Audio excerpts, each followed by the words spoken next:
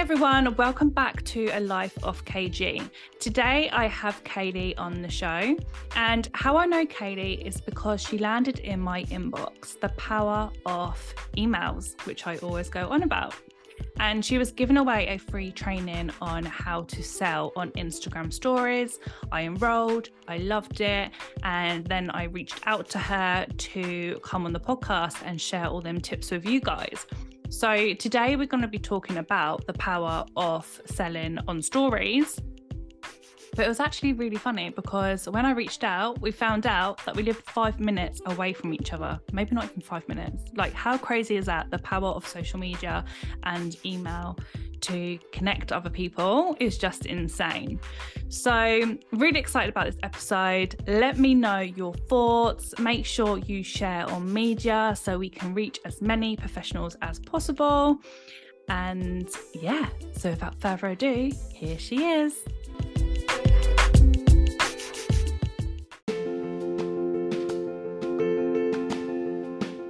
Hi, I'm Demi. And I'm Rachel. We are two friends who joined forces in 2020 to create Lash Brow Lab, a specialist lash and brow salon in Battersea. Lash Brow Lab is the home of our combined 10 plus years of expertise, where our sole aim is to offer you bespoke top tier treatments that make you feel truly special. Follow us on Instagram at Lash Brow Lab Clapham. Or check out our website www.lashbrowlab.co.uk. Kayleigh, welcome to the Life of KG. How are you tonight? Hello, my lovely. I'm very well, thank you. Good. So for those that are listening, can you just give us a quick intro and a bit about what you do? Of course I can. Yeah. So my name is Kayleigh Greenarce and I am a business and mindset coach and mentor. And ultimately I help and support female business owners to grow and scale incredible businesses online, to reach, 6 figures and ultimately create their dream life along with it as well. Wow. So anyone listening to that's going to be like, I want you to teach me how to do that. So take me back. What was you doing before coaching?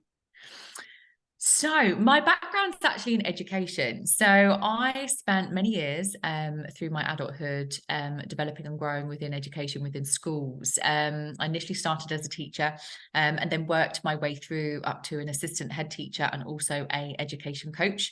And what I did is for the last couple of years is I ultimately spent my time coaching other teachers and other members of staff in order to bring out the best in them. So to really ensure that they are being the best teachers or members of staff that they could. And I absolutely loved it. It was, something that I was very passionate about, as well as obviously educating people, students, as well as staff in terms of, again, that the best parts of themselves, and also media as well. So my background is also media side. So sort of teaching them all the things about TV, film, social media, music videos. So yes, it's been a very educational based background that's actually kind of has been one of those main first steps to bring me to where I am today. In family wise, is your family or anyone in business, or are you like the first? So I'm actually the first. So all of my family are in education or the corporate sector in London. So I am the first family member to actually start their own business. And I think it's always been kind of like a passion of mine. There's always been something in me that's wanted to break away from the tradition of, this is the standard, job, and you go to university and you do all of these things. And I wanted to break away from that kind of, I'm not going to call it a stereotype, but break away from the family tradition, and actually do something myself. I think I've always been like the dark horse in the family anyway. So I just wanted, very independent, very unique, but it's something that I had a passion for back in the day, for sure. So that word, like pivot, would you say lockdown was a pivotal time for you? Like, how did that change things? Because I know when I'm reading your story, it seemed like that kind of was where you begun starting the business. Am I right? Absolutely. So yeah, so obviously lockdown happened, and obviously at the time I was full-time education. So all the schools were closed, and I had my daughter, who at the time I believe was 3. Yeah, she was 3. And obviously we were stuck. We were stuck at home, stranded. And I was homeschooling her, and I think it kind of ultimately it gave me the opportunity to think, wow, there is more that I can bring to the table. So many people are stuck and they're spending so many hours online. And, you know, the more you speak to people as well, they're spending hours and hours on social media. You see more and more people going into, you know, different types of businesses online. And I thought to myself, actually, do you know what? This is potentially going to be my opportunity. So to start with, I actually started writing a book. That was the first thing that I actually did in lockdown. I started writing a book called Mindset to Success. And again, sort of sharing with my audience and my readers, you know, the mindset that you need in order to become successful, just in general life, not in business at all. And I already had another business anyway that was to do with photography, videography, and media. So supporting, you know, businesses and also families. But I thought, no, do you know what? I need to combine my educational experience, my coaching experience, and my media, and actually create something together.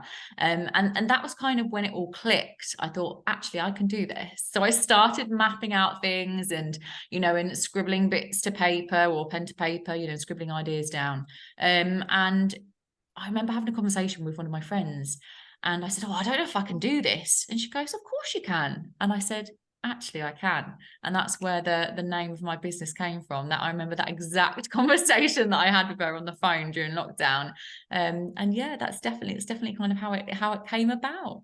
Wow, I love that. I only had a conversation yesterday about change and how everyone kind of just like falls into their career of whatever that is. And then most of the time just stay in that career because they don't know anything else. So they just stay at it, stay what's comfortable, stay with what they know. And I remember the conversation come up because it was like about people taking the leap of doing another business or moving away, and everyone going, oh, look at their life or look what they've done. But literally you can do anything you want to do, can't you? Like you create the life that you create. Absolutely. It's all about, you know, I'm always a firm believer of growth mindset, and it's all about, you know, if you truly believe in yourself, if you have that self-belief, you can achieve whatever you want to achieve. You know, 80% of our success is down to mindset. And actually, if we are telling ourselves that we can build a business, or we can find our perfect partner, or we can buy our dream house, it is possible. And I think it's a case of then, you know, putting in the legwork, having the motivation, and also knowing the strategies in order to kind of pursue that dream or goal that you have. So it's 100% possible. And I, you know, going back to my sort of educational days as well, telling the students, you know, at the ages of, you know, of 11 up to 18, and actually allowing students and allowing children to see their future, their goals and their dreams.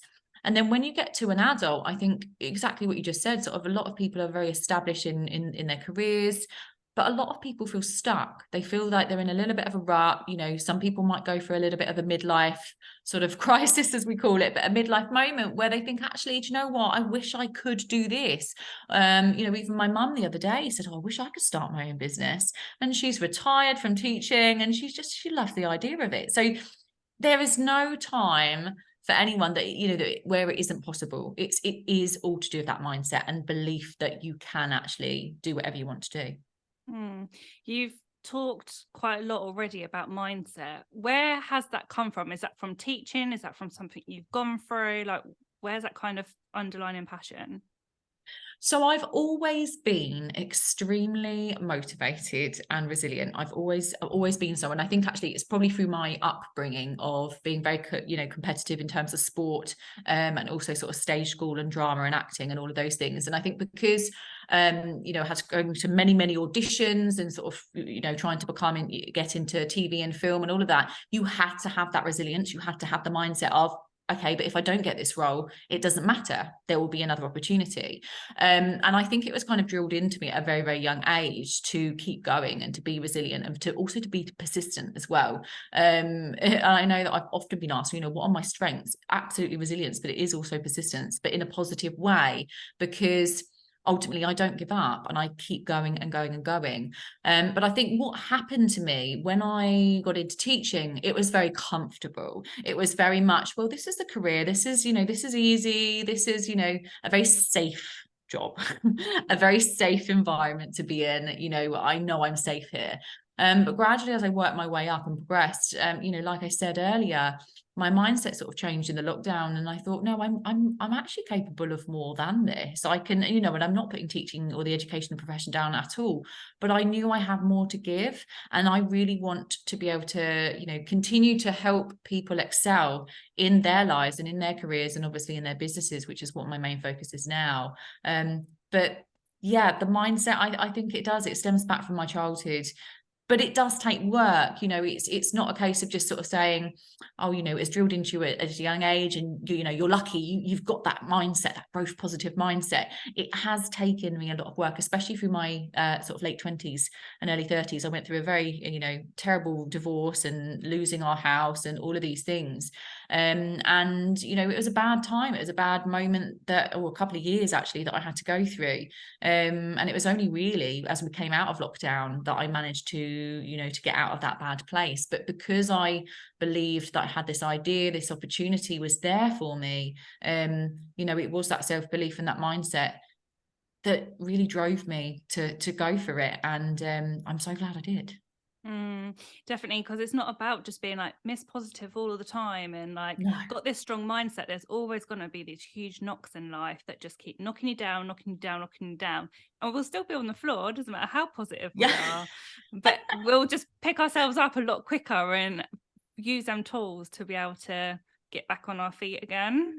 Absolutely, absolutely. It is. It's to do with the resilience, isn't it? And like you said, we all get knocked down. We have the obstacles and the hurdles. And you know, I get a lot of comments from people saying, "Oh, you just seem so, you know, you've got your life together and you're so happy and positive." And but again, you know, sometimes people don't see what goes behind closed doors, and we all have our bad days.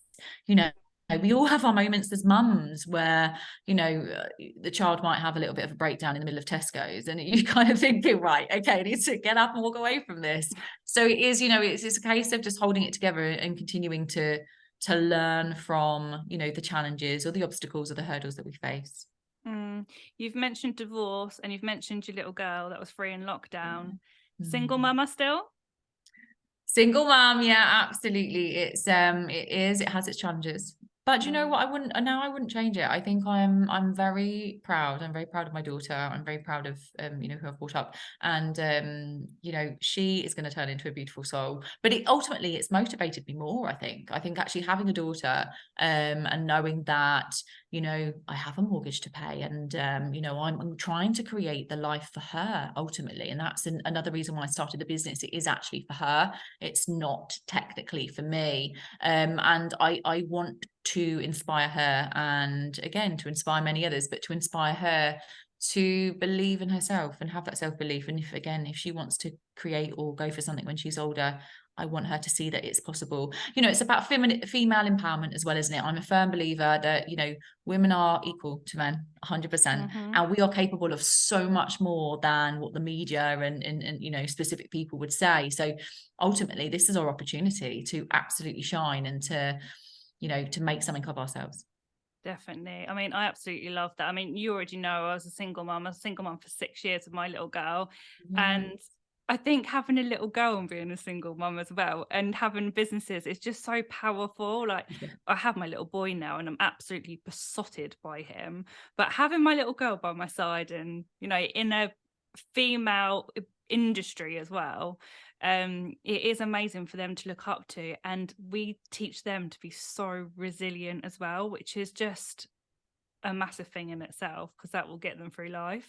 100%. And I think with how the world is changing, and you know, how I think children are growing up at the moment as well in society, things are forever changing, you know, and there's so many more opportunities for women, and it's our time to shine. It's our time to, you know, to build our own empires, to become CEOs that technically and historically we were never really able to be. So, you know, I absolutely, you know, to all of your fabulous listeners as well, if you are a female, you have a dream, you have a vision and a goal, absolutely go for it and believe that you can achieve it, because there is nothing stopping you at this point in time. Definitely. And I done the intro earlier and I mentioned about how I come across you. Yes. And that was through email. Like, you were holding your free class on how to sell on stories.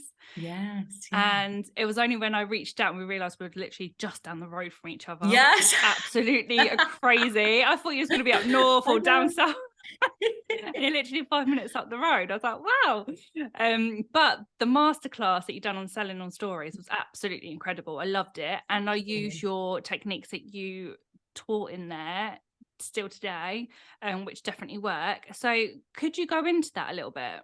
Of course I can, yeah, absolutely. So, excuse me. So, in regards to stories, so I absolutely love the opportunity that we have as business owners to use our stories, obviously on the social media platforms, and I know there's a number of different social media platforms you can use, but selling on your stories is one of the best tools or strategies you can use ultimately to sign clients or to bring people into your business or to sell your products, whatever you are focusing on. And I have a number one strategy which I will share with you now, and this, honestly, give it a go because it truly does work wonders. And since I've been applying this strategy to my business, I now bring in fabulous dream clients, people into my world, reaching out to work with me, and it's great. It's exactly what you want. You want to be able to inspire people, but also for people to be able to come into your world, whatever that world potentially looks like at this point in time. So, selling on stories then. So there's a couple of things that I would suggest for listeners to apply. First of all, just make sure you've got a balance of both your personal life and also your business. So I always say to my clients, make sure that you are sharing you, the authentic you. I always sort of suggest or tell people, imagine that your account on social media is a reality TV show. Okay, so you can literally share with people anything that is happening behind the scenes. Imagine that they are binging it. So I remember when I was younger, I used to binge watch Friends or binge watch Big Brother, and all of those sorts of programs. And imagine it's the same sort of thing. You can share with people behind the scenes or, a day in the life of, and it's a great opportunity because people then get to know you, the real you. So they'll be able to relate to things. So for example, what are you drinking in the morning? Is it a cappuccino? Is it a cup of tea? What is it that you're drinking? Are you going for a walk? Are you going to the gym? Are you spending time with your children? If you're happy to share images of your children, then fantastic, because people get to know the real you and they will be able to then relate to you as an individual. And that doesn't even mention the business at this point in time. So in terms of selling on stories, one of the first things that I suggest to all of my clients is to start the day off by sharing something personal. So anything that you are happy to share. Quite often for me, it's things to do with, the weather or going for a run or the gym or maybe what I'm drinking or even my schedule for today, but not too businessy. So that's what I always suggest. And then you go into the business section. So sort of at some point during the day, you want to be selling. And ultimately, this is about talking about your products or your services, whatever your business focuses on. So if you are selling products or if you're selling services, what are they? How can you support or how can they support your clients or your customers that are potentially in your audience? So if you are, for example, selling a product that they can purchase online, then how can you get them to know about it? Tell them the details, tell them the features, tell them the special offers or any discounts that you've got, and then give them the link for that. If you're a service-based business, and whether that is, in the beauty and hair and beauty industry, or whether that is coaching, or whether it's any other type of service, then again, give them the details of where they can find out more, whether it's to do with trainings, whether it's to do with coaching, whether it's to do with coming to your, your studio or your salon or whatever it is, and give them opportunities to see your work. So showcase your work. So whether it is, images of clients that you've supported or helped or you've worked on, or whether it's sort of testimonials or reviews from people that have come to you. But ultimately that business part of on your store, selling on your stories, is where you literally sell every day as well. Every single day you should be talking about your offers and talking about your services and your products. And I think sometimes people are quite nervous to talk about what they're selling and thinking, oh gosh, what if I'm annoying my audience? But you're a business at the end of the day. You need to be able to talk and sell your offers. If you think about some of the biggest brands out there and think of how many emails you get from them, okay, you will get at least one a day, and then you go onto their website or their social media, they are selling all the time. So we have to do the same, and it's ultimately just kind of understanding that we are here to serve people and to support people or to provide for people. And then I finish off the day. This is the story sandwich selling strategy. Finish off the day with something personal again. So if you're like me and you enjoy sitting down in your dressing gown with a glass of wine, watching I'm a Celebrity or watching something, Selling Sunset, then share it with your audience. Again, you're human and people buy from people invest in people. And that's how you can really build a rapport with your audience. Like I said about the morning, stories, try and make the evening ones that as well. So it's almost as if you're closing it off in a really personal way. So you've got that story sandwich selling strategy. You've got your personal, then you go into the business, and then you finish off with personal at the end. And it really does round off, and it allows your audience to know, like, and also trust you. I absolutely love that. And I can vouch that it works. One, I've been doing the whole sandwich that you taught, so it balances things out. But for 14 years of being in business, I've always created a very personal brand rather than just a business brand. And putting yourself on your stories and the forefront of your business always will make your business stronger. And people buy from people, but people buy from people that they like. So if people get into your life and start to know who you are personally, when you do have a product that comes out or a service that comes out, people like you, they want to support you, they want to buy into it, or they trust you as well, which is one of the main things. So it's huge. And what I love about the sandwich is because I don't know about you, but when I put something businessy up or I'm selling something, my reach drops. Yeah. And I'm like, oh, for God's sake, I really need to sell this, and it drops. And then when you add something personal, it goes back up again. Absolutely. Are yours the same? Yeah, absolutely. Always in the morning, my reach is absolutely incredible. And again, I normally kind of use so obviously depending on the platform that you're using, but you can often do sort of polls and votes and sliders and all of those sorts of things. And actually I encourage that. I encourage all of you to apply those to your stories, because again, it helps with the reach. In fact, I posted a story on Monday of something personal. It was very personal. And my reach was about 60%. It was insane. Absolutely insane. And I couldn't believe it. But when you look at the story and the personal story that I was sharing, everyone was engaging with it, and it is incredible. And then that led into my business ones, and it meant that the reach for the next business one was quite high as well. So that's something to remember as well. Again, obviously algorithms change and every platform is slightly different, but if you can get as much reach as possible and engagement as possible in your personal, it will then help you. And it's like a knock-on effect. It will help you with your following story, which will be the business one. Yeah, definitely. I just think stories is like your storytelling. Like everyone loves a storytelling. Like when you think of the most successful people in business, they've normally got some type of story behind them that they've shared, that 100%. everyone gets into. Like it's so powerful. And I think people will sit there and go, but I haven't really got a story. Like, and you have, like, every single person has a story and something to share. And sometimes you need to talk to someone to pick it all out as well, because you might think, well, I wasn't, like for mine, bullied at school, left with no qualifications. Like it was quite a big one, but then people go, well, that didn't happen to me at school, so what's my story? But there will be something there that's happened to you, and no matter how small you think it is, that will create your story.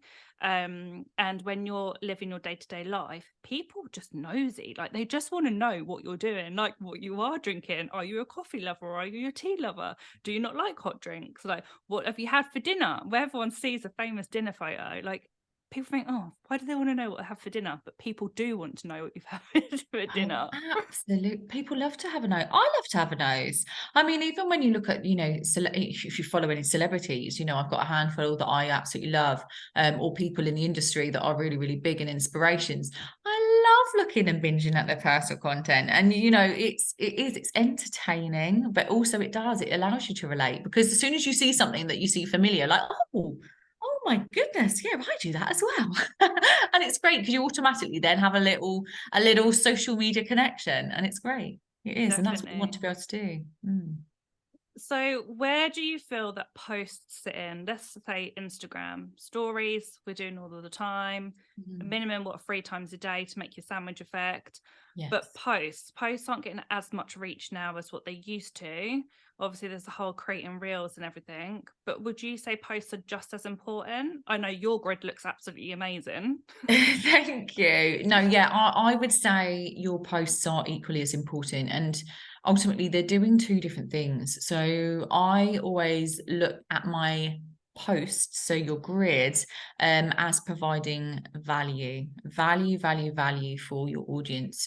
Yes, there can be entertainment and inspiration within that and storytelling, but you want to provide as much value, but free value as possible. So don't use your grid as much for selling. You can use it for selling, and everyone is different, every business is different, every CEO is different, but I don't actually use my grid for selling very much. I would never put up an advert for anything solely on my grid. I would always create and give free value, or tell a story, and then maybe at the bottom I would say, you know, click on my link in my bio or DM me for more details about my latest program, Unstoppable, or something along those lines.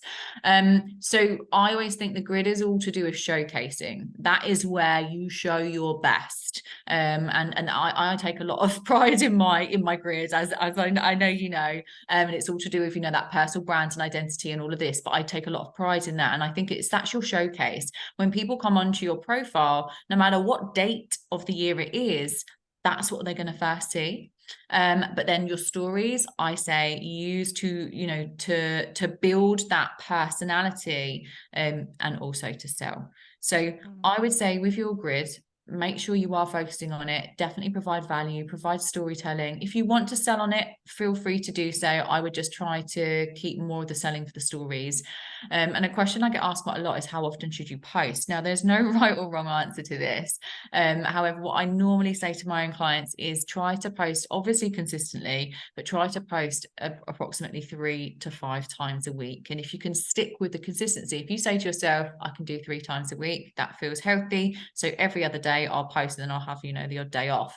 And that works really well for many of my clients. And, you know, it's about finding the right method for you, as long as it's consistent.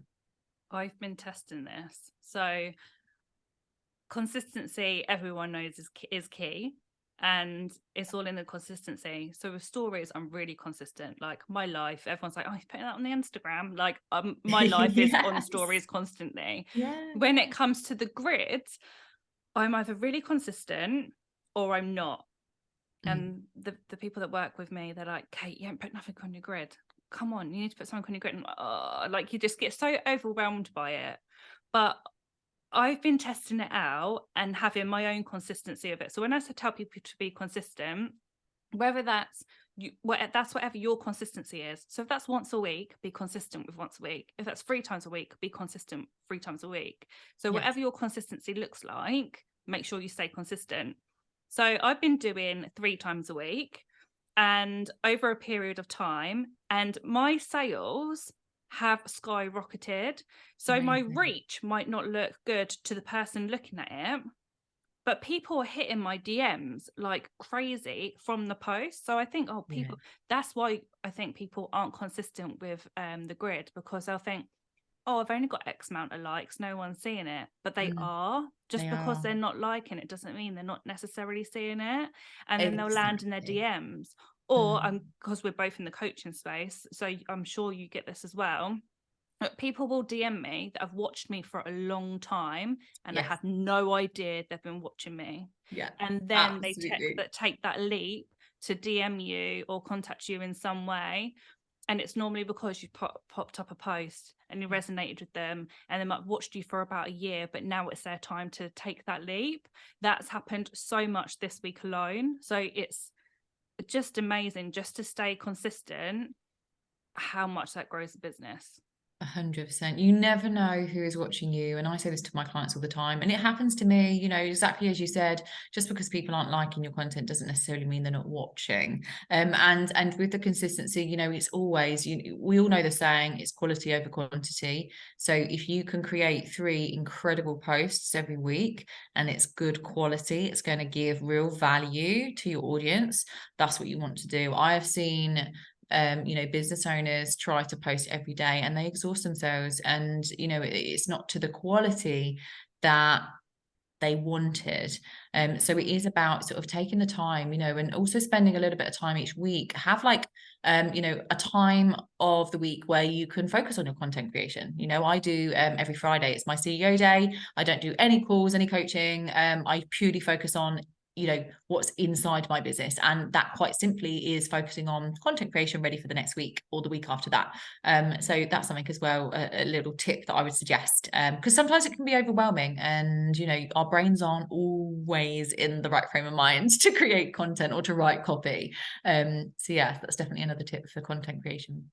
Yeah, it's definitely really overwhelming. And I don't know about you, if I'm like not in the mood to write content, I just can't do it. And then sometimes I'll be laying in bed. I'm actually doing it at the night feeds at the moment, 5 o'clock, morning feeds. I'm literally writing emails because it's just all come into my head. But then I get to have a day where I'm like free, and I'm like, I have no idea what to write today, and I just get writer's block. So it's about finding that space that you can just relax in and write content. Otherwise you just feel so overwhelmed. Yeah, absolutely. And I think as well, it's so easy in terms of social media, when it comes to overwhelm. So many people, myself included, I used to do this and I don't anymore. You get consumed by other people, what they're posting, what they're creating, all of the things. And that's how I think we go into this kind of overwhelm, because we worry or we compare ourselves or judge ourselves based on other people. And I always say, if you're going to look at other people, look at them for inspiration, don't look at them as competition. And I think that is one of the best tips I could ever suggest for people. If you feel a little bit overwhelmed with social media, obviously definitely plan some time to create your content, but also don't get too consumed with what other people are doing. If you want to have a look, maybe set yourself, I don't know, 10, 15 minutes a day only, but focus on what you're creating, focus on your vision, your dream, your goals, because ultimately as well, I think a lot of people copy what other people are doing, but then it's all the same. And I say, you want to be unique, you want to stand out, what can you do that's going to make you stand out? And if you focus on that, you focus on your vision, your values, your goals, it can really help you. It can help you not to be so overwhelmed with it all. This episode has been so jam-packed with value. So thank you very, very much. You are very welcome. It's been an absolute pleasure. I know. Where can people reach out to you? So the best place I would say is Instagram. So my handle on Instagram, I've got 2, but the main one, the business one, is @actually1can. So yes, I would love to connect. If anyone wants to connect, then feel free to. It'd be great to say hi. Perfect. So give Kayleigh a follow. Make sure you check out her page. And if you're on Coffee, Cake and Chat, Kayleigh is also going to come in and do a guest speak for us. So that's also going to be on Spout Socials. So you'll find out more then. So yeah, thank you very much for coming on the show and taking time out of your busy schedule. It's been an absolute pleasure. Oh, thank you so much for having me, my lovely. You're welcome.